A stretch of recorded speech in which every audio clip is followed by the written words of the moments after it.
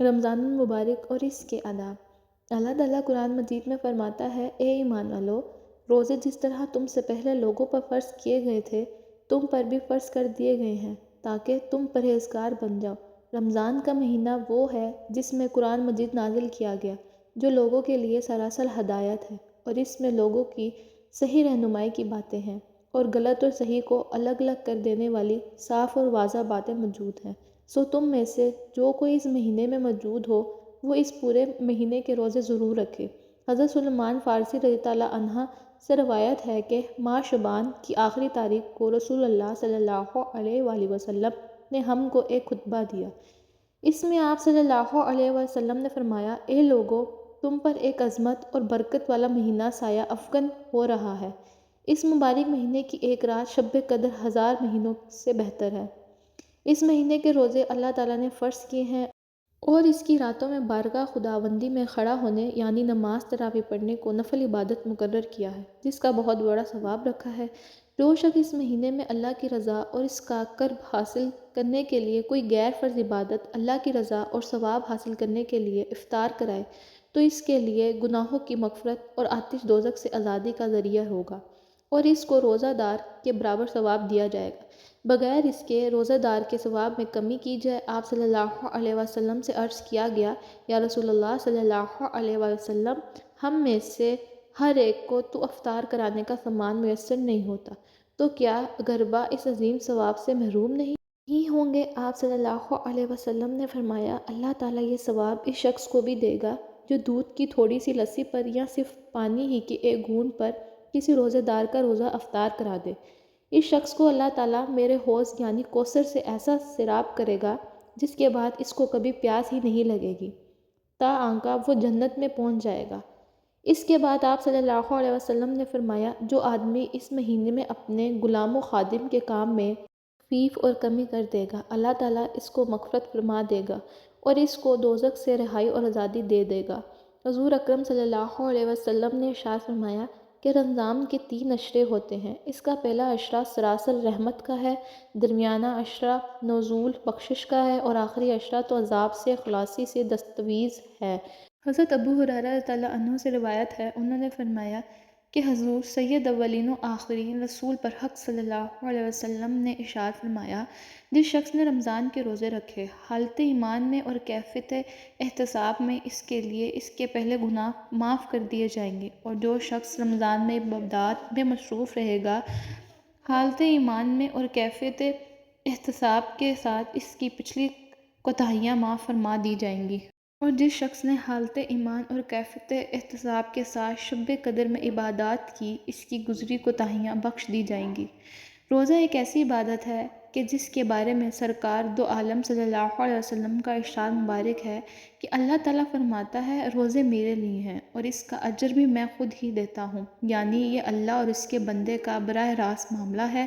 کہ بندہ اللہ تعالیٰ کے حکم کی بجا آوری میں تمام دن کھانے پینے اور نفساتی خواہشات سے رکا رہتا ہے، اور اس کے ان آداب کی پوری پابندی کا خیال و احساس رکھتا ہے، اور ان پابندیوں کے مطابق اپنے دن رات کو گزارنے کی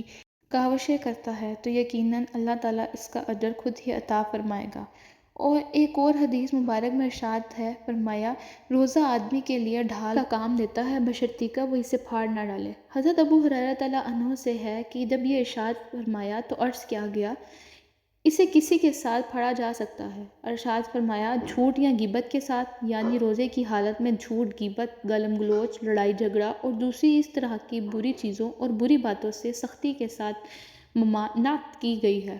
حدیث مبارک میں ہے کہ جس کسی نے روزے کی حالت میں بری بات کہنا اور اس پہ عمل کرنا نہ چھوڑا تو اللہ کو اس کا بھوکا پیاسا رہنے کی کوئی ضرورت نہیں ہے۔ اگر کوئی روزہ دار روزہ رکھنے کے بعد میں فسق و فجور، لڑائی جھگڑا، گالم گلوچ، فحشی کوئی یا دوسری اس طرح کی باتوں سے نہیں رکتا تو یہ اس کا روزہ ہی نہیں ہے، بلکہ یہ اس کا فاقہ بن جاتا ہے جس کا اللہ تعالیٰ کے احکام کے ساتھ کوئی تعلق نہیں ہے۔ ایک اور حدیث مبارک میں ہے کہ روزہ صرف کھانے پینے سے رکنے کا نام نہیں ہے، بلکہ روزہ تو لغوبات اور بری باتوں سے بچنے کا نام ہے۔ حضرت عبداللہ بن مسعود رضی اللہ عنہ سے روایت ہے کہ جس کے اعضاء حرام کاموں سے نہیں رکتے، اس کو میری خاطر نہ کھانے اور نہ پینے کی کوئی ضرورت نہیں۔ جس طرح زبان کو فحش گوئی،